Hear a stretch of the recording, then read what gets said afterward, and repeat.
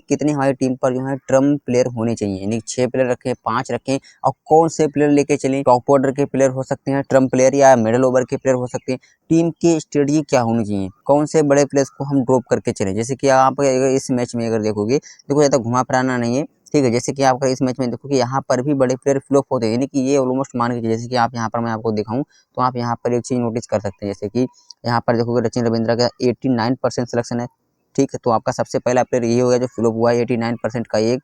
दूसरा आपके पास में ध्रुव जुरैल 63% 2, और तीसरा आपके पास में जो कि जायसवाल 84% 3 प्लेयर आपके ये हो गए फ्लॉप। और चौथा आप देखोगे संजू सैमसन जो कि 86% सिलेक्शन है, प्लेयर फ्लॉप हुआ है।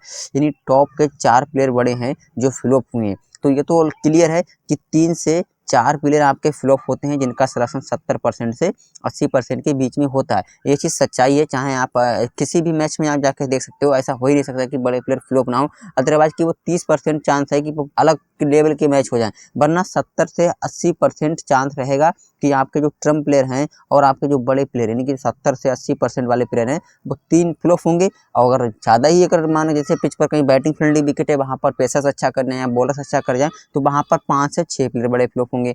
या मानिए कहीं पर जहाँ पर स्पिन फील्डिंग विकेट है, यहाँ पर पेस फील्डिंग विकेट, यहाँ पर 150 स्कोर बनता है, आज वहाँ पर 210 बन गया है, तो वहाँ पर भी जो है स्ट्रेटजी चेंज होगी, वहाँ पर भी प्लेयर फ्लॉप होंगे, क्योंकि वहाँ पर बॉलर्स ज़्यादा फ्लॉप होंगे, लोग बॉलर्स को लेके गए होंगे। लेकिन वहाँ पर क्या हुआ, वहाँ पर स्कोर लग गए बोर्ड पर, वहाँ पर 220 रन लग गया, तो वो चीज़ वहाँ पर प्लेयर ज़्यादा बड़े फ्लॉप हुए। लेकिन ऑलमोस्ट अगर आप एक चीज़ जो मान के चल सकते हैं कि 3 बड़े प्लेयर को आपको ड्रॉप करना ही करना है, किसी भी रीजन से आप ड्रॉप कीजिए। चाहे आप उनका बैटिंग ऑर्डर देखिए कि किस नंबर पर प्लेयर आकर अच्छा खेल सकता है, चाहे उनके आप रिसेंट फॉर्म देखिए। मैं भी आगे अभी बताता हूँ किस प्रकार से आप प्लेयर्स को ड्रॉप करके चल सकते हो, ठीक है। फिर आगे 4 प्लेयर आप दूसरी टीम से ड्रॉप कर सकते हो, तो ये अलग लॉजिक है कि आपको इतना तो प्लेयर्स आपको ड्रॉप करनी है। अगर आपको इस मुकाम पर आना है कि अगर आपको इस प्रकार से टीम बनानी है कि हमारी टीम भी स्पेशल बने, जैसे कि आप यहाँ पर देखोगे नाहिद राणा 21% सिलेक्शन। सबसे पहले देखो 4 प्लेयर हमारे बड़े फ्लॉप हुए हैं इसमें। आप देखो ट्रम्प प्लेयर कितने हैं जिनका सिलेक्शन परसेंटेज हमारा 30% से नीचे है, तो वो कितने प्लेयर आते हैं। तो सबसे पहले देखोगे यहाँ पर नाहिद राणा आपको दिखेगा सबसे पहला ही ट्रम्प प्लेयर है। दूसरा आपके पास में देखो बानुंदु हाथरंगा जो कि 37% सिलेक्शन है। अब ना ही तो ये ट्रम्प में गया है, ना ही तो ये सेफ प्लेयर हो गया, लेकिन हाँ फिर भी ट्रम्प प्लेयर की लिस्ट में है क्योंकि 40% से नीचे सिलेक्शन है। तो आपके 2 प्लेयर हो गए ऐसे जिनका सिलेक्शन परसेंटेज कम है। और दूसरा आप यहाँ पर देखो जोफ्रा आर्चर 33% सिलेक्शन है, तो ये भी आपके ट्रम्प प्लेयर लिस्ट में आ गया, यानी कि आपके 3 प्लेयर ऐसे हो गए जिनका सिलेक्शन परसेंटेज कम है। दूसरा आप देखो सिमरन हिटमेयर 31% सिलेक्शन है, ये भी ट्रम्प प्लेयर की सूची में आया है। तो आपके जो है मतलब 4 प्लेयर हो गए। 5वां आपके पास में दिखेगा MS धोनी जो कि 12% सिलेक्शन है। तो ऑलमोस्ट कि 4 से 5 आपके इस मैच में भी ट्रम्प प्लेयर हैं। जब तक आप 3 से 4 प्लेयर्स को पिक नहीं करेंगे, ऐसे प्लेयर जिनका सिलेक्शन इस प्रकार से होगा, तब तक जो है चांस ही नहीं है कि हम मेगा जीएल जीत पाएँ, या जो हम अचीव करना चाहते हैं, जो हम जीतना चाहते हैं वो हम जीत पाएँ। क्योंकि हमको रिस्क लेना है ऐसे प्लेयर्स के ऊपर जिनका सिलेक्शन परसेंट आप यहाँ पर देख सकते हो 84% 86% होता है, और ऐसे प्लेयर्स को पिक करना है जिनका सिलेक्शन परसेंट यहाँ पर देखोगे 12% है। अदरवाइज आप फिर ऊपर जाओगे तो आप देखोगे यहाँ पर कितना 31% है, फिर यहाँ पर 38% है। कुछ मैचों में 7% भी होता है, 10% के भी प्लेयर्स होते हैं जो इम्पैक्ट प्लेयर आते हैं, क्योंकि IPL में जो इम्पैक्ट प्लेयर आते हैं उनका सिलेक्शन परसेंटेज बहुत कम होता है। तो किस स्ट्रेटजी के हिसाब से हम इन प्लेयर्स को पिक करके चल सकते हैं, किस हिसाब से इनको हम ड्रॉप करके चलते हैं। जैसे यहाँ पर भी एक स्ट्रेटजी है कि मान लो ये टीम पहले बॉलिंग करे, जैसे कि आप यहाँ पर देख सकते हो। यहाँ पर क्या था कि इस टीम ने पहले बैटिंग किए, 9 विकेट गिरे हैं। तो जब 9 विकेट गिरे हैं तो बॉलर्स ने ही विकेट लिए, तो ऑब्वियसली बात है कि चेन्नई के बॉलर्स ड्रीम टीम में आए होंगे क्योंकि इन्हीं के बॉलर्स को विकेट मिला हुआ।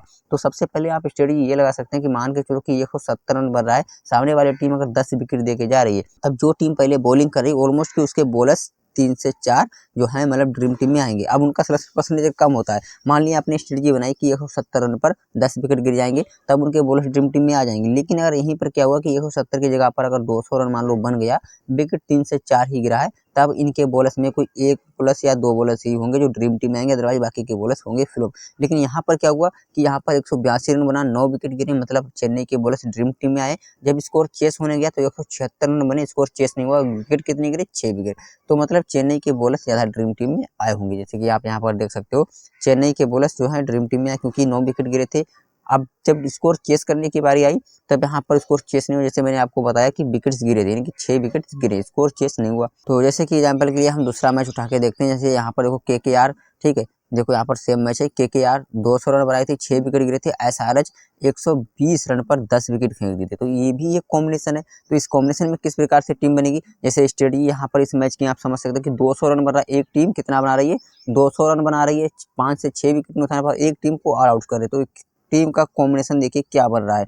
तो यहाँ पर अगर देखोगे तो वैभव अरोड़ा एक बॉलर, 2 बॉलर, फिर यहाँ से हमारे पास में तीसरा बॉलर, चौथा बॉलर, इन टॉप के हमारे 4 प्लेयर जो कि बॉलर्स हैं, जो विकेट लेके जा रहे हैं। सेकंड इनिंग जो टीम हमारी फर्स्ट इनिंग में बैटिंग कर रही है, तो देखो ओपनर्स कैप्टन, बॉलर्स हमारा वाइस कैप्टन। तो यहाँ से हमारे कैप्टन वाइस कैप्टन मिलते हैं, टॉप के हमारे 4 बैटर, फिर इनके हमारे टॉप के 4 बॉलर्स। तो ये हमारी स्ट्रेटेजी हुई कब, यानी कि ये दोनों कंडीशन में काम करती है। कोई टीम मान लो अगर चेस करने आती है तो हो सकता है टॉप के 3 प्लेयर ही स्कोर को चेस कर दें, उनके बॉलर्स फर्स्ट इनिंग में विकेट लेके चले जाएं।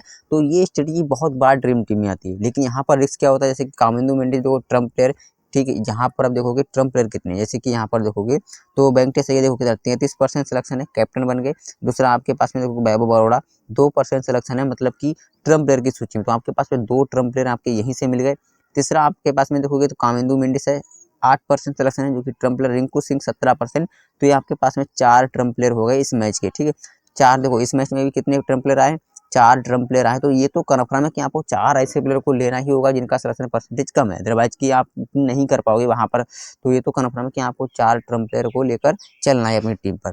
देखो यहाँ पर भी बड़े प्लेयर फ्लॉप होंगे, ऐसा नहीं होगा कि बड़े प्लेयर फ्लॉप ना हो। देखो जैसे कि ईशांत किशन 72%, अभिषेक शर्मा 77%, तो 2 आपके ये हो गए। ट्रेविस हेड 68%, इनके 3 आपके बड़े प्लेयर यहाँ पर फ्लॉप हुए हैं। और ऊपर जाएंगे तो यहाँ पर देखो नीतीश कुमार रेड्डी लगभग कि 60% सिलेक्शन है, तो ये भी फ्लॉप, यानी कि यहाँ के 4 प्लेयर बड़े जो फ्लॉप हुए हैं। तो ये तो ऑलमोस्ट कन्फर्म है कि हर मैच में होते ही होते हैं बड़े प्लेयर फ्लॉप। तो आपकी स्ट्रेटजी किस प्रकार की रहेगी, इस प्रकार की, या तो मानो कि जो टीम पहले बॉलिंग कर रही है, ठीक है, तो अगर टीम पहले बैटिंग कर रही है तो इस प्रकार का स्कोर बनाएगी, टारगेट को अगर चेस होगा, अगर डिफेंड होगा तो इस प्रकार की हमारी टीम बन जाएगी, आपकी टीम काम कर जाएगी। अदरवाइज अगर उल्टा हो गया तो आपने जो लगाया है वो भी नहीं मिलने वाला, कि मान के चलिए आपने 4 से 5 जो ट्रम्प प्लेयर को ट्राई किया है जिनका सिलेक्शन परसेंटेज कम है, अगर वो नहीं चले, उनकी जगह पर आपने जिस प्लेयर को ड्रॉप किया, जैसे कि मानो कि चलो इस मैच में जो सोचा गया है अगर वो नहीं हुआ, जैसे कि यहाँ पर देखोगे टॉप के यहाँ के प्लेयर सब आउट हुए हैं, तो टॉप ऑर्डर के प्लेयर यहाँ पर देखो पूरा का पूरा टॉप ऑर्डर यहाँ पर फ्लॉप हुआ है। अगर मान लो कि आपने टॉप ऑर्डर को ड्रॉप किया है, अगर ये टॉप ऑर्डर चल गया, जो आपने 49 रुपीज़ लगा है वो आपके नहीं आने वाले हैं। तो ये भी रिस्क रहता है, लेकिन रिस्क लेकर ही आगे बढ़ा जाता है। तो ये प्रकार की स्ट्रेटजी कुछ रहती है। तो इसी हिसाब से आपको सोचकर अपनी टीम